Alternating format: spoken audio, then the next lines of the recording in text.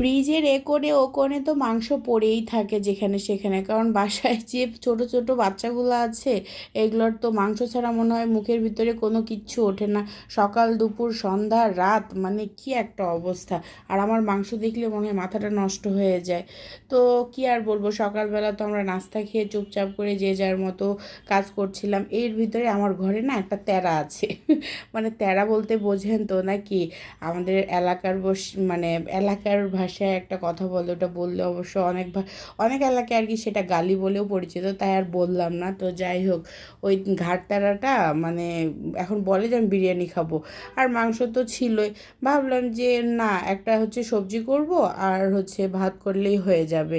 কিন্তু না, ওই যে শুক্রবারের দিন তাদের বিরিয়ানি খাওয়ার একটা পর্ব থাকে বুঝছেন। গতকাল আমি অনেক কাজ করেছি, বিরিয়ানি টিরিয়ানি হয় নাই, এখন তার আজকেই লাগে, এখনই তাকে করে দিতে হবে। আবার কিভাবে আমাকে ব্ল্যাকমেল করছে দেখেন, বলে যে পরীক্ষা চলছে না, পরশু তো পরীক্ষা আছে, যদি আমাকে এখন বিরিয়ানি না দাও আমি তো ভালোভাবে পড়বই না, আর আমার পেটের ভিতরেও কেমন গুরুমুরু করবে, তখন আমার পরীক্ষায় ভালো হবে না, পড়াও হবে না। কিভাবে মানে কিভাবে এগুলো কথা বলে বলেন তো?